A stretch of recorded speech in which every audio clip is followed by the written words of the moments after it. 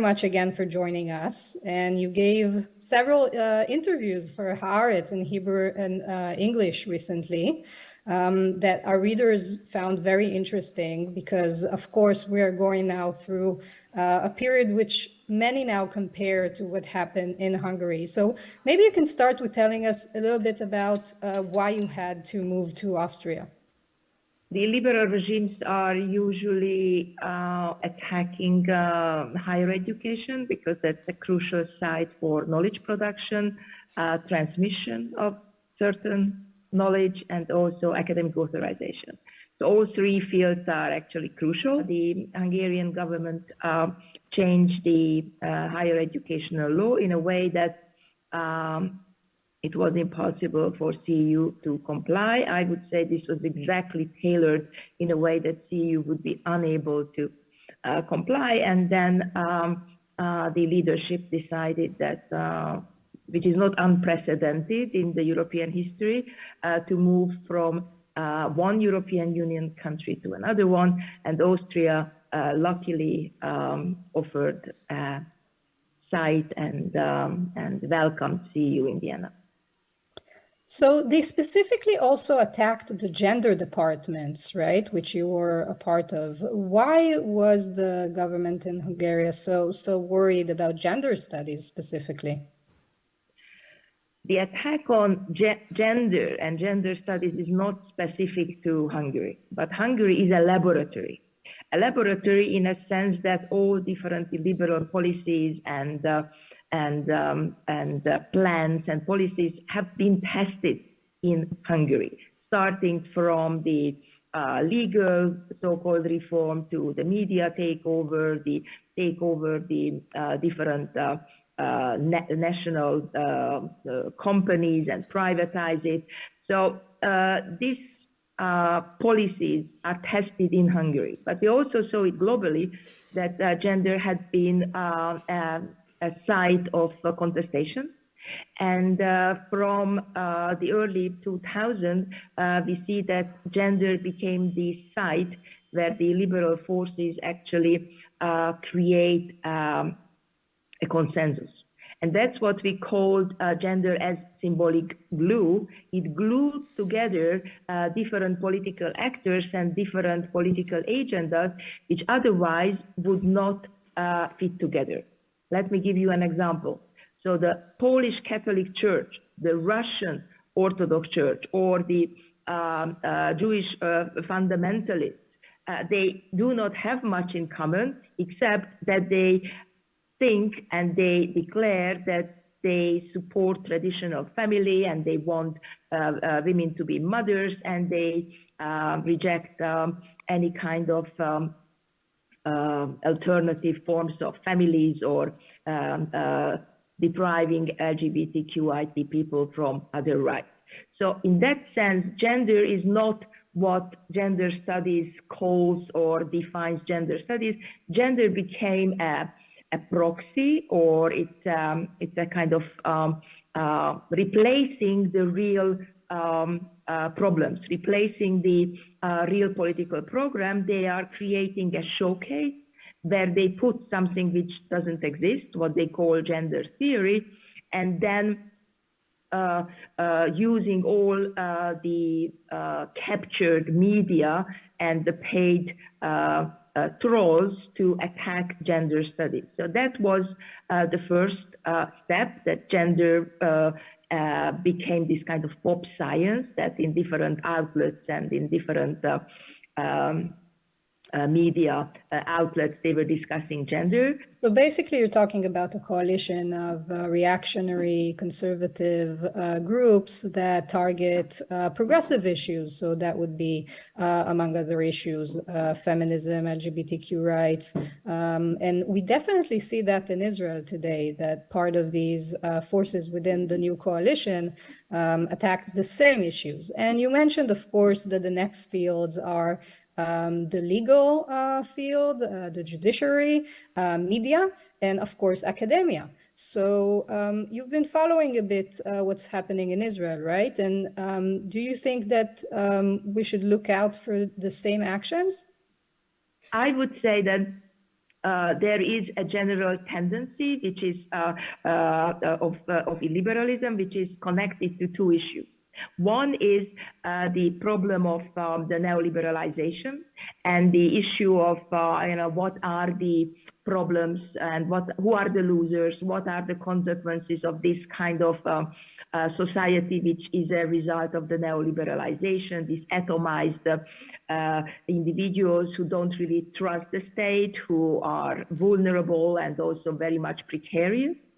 And the other is, which I think is particularly relevant in Israel, that in the past 70 years, there hasn't been really serious research and deep understanding of the researching the dark legacies and the dark histories of Europe. Which means that if you look at the research on the Shoah, there has been lots of advancement, lots of institutionalization. But then if you look at the recent polls, the ignorance had been never higher about what happened during those fateful years, and also the kind of increasing anti-Semitism is also so Andrea, you're saying that maybe we took liberalism for granted also, and we didn't invest enough also in teaching and convincing. And I want to ask, since you said, it's not a rocket science and that, these governments basically operate the same, and we know that there are patterns, and we know also that they talk to each other. Of course, there's been an ongoing, there have been, ongoing visits, even nowadays, between Jerusalem and Budapest. So maybe you can tell us, what should we worry about next? And maybe more important, what can we do? Or what do you even regret you didn't back in the days? So if you are asking me what we should be doing, I would say that the first is a very banal suggestion, that take care of ourselves and our bodies, because whoever you are talking to, everybody is sad, tired, depressed, checking constantly the phone, what is happening, what is the recent kind of intrigue, what we have to react, what should I sign, where should I post. So maybe just, take one step back, take a big breath and think about what is happening. And how can I, me personally, can do anything to fight against it? Because it's easy to say what the others should be doing. But first, let's make a list. What kind of resources you personally have? What kind of preferences and what kind of ideas you have? And what kind of sacrifice are you ready to offer for this? Because this is not without risk.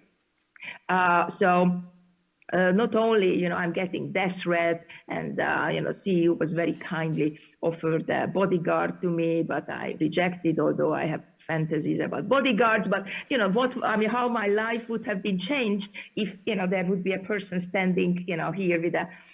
So first of all, we need healthy, happy, and active bodies. And actually, this is the first target of the liberal regime. That make you sick, tired, and isolated. So first, that is the way how to, counteract. And the second is, as far as the content is concerned, let's think about the better stories, what we can actually tell, because those who were actually voting for the liberal forces, they voted for a political offer. And that is undeniable, and that's a major political mistake to say that they are deplorables, what Hillary Clinton said. So, these are also, human beings, and, we should never question the dignity and the political will of those who actually thought that that's a good decision. So, the progressive forces need to think very carefully about their political offer. And what is that political offer? And here gender studies, paradoxically, because of this paradoxical recognition, can help a lot. because if you follow the different public intellectuals who are mostly male, they are very rarely taking into consideration these issues which are actually really important. So now, through this paradoxical recognition, because the liberal forces are actually have created a political offer which is based on motherhood, a new form of family, which is about a new concept of gender. Therefore, this should be, counteracted or somehow fought by the liberal forces. So some of our colleagues are still making the mistake, not taking into consideration that gender is a symbolic glue in all sense. So it offers a political opportunity for gender studies scholars really to mainstream the already existing literature, the already existing research, saying, here is it. I mean, this is not rocket science. Use it, think it through. And then that's something which is extremely useful. And the third is the professional kind of solidarity. Because this kind of, no matter what is your profession, if you are a media specialist or you are working in a elementary school, but the dignity of your profession, and that you know something and you own your profession and you protect it because it has a certain value, that actually helps. Thank you so much, Andrea, for these tips. Actually, I have to say that I was surprised by your first tip. People are pretty depressed these days, and it's interesting, we never think about the first most basic thing, which is to take care of ourselves. And the second thing you offered was to actually offer a different political vision, to have some, of the political imagination enhanced within our camp as well. And of course, not to look at the other side, is not to dehumanize them and, understand where they're coming from as well. And I think that's very, very useful and very interesting. We could have, we could continue and talk about this forever, but unfortunately, we have to finish. But thank you so much for joining this conference. And I personally, of course, think that one of the most important things is also to learn from each other, which is exactly what we've been doing, maybe a little bit late, but we're doing it more and more now in Israel. You can hear more and more about what's happening in Hungary or in Turkey or in Russia and other places.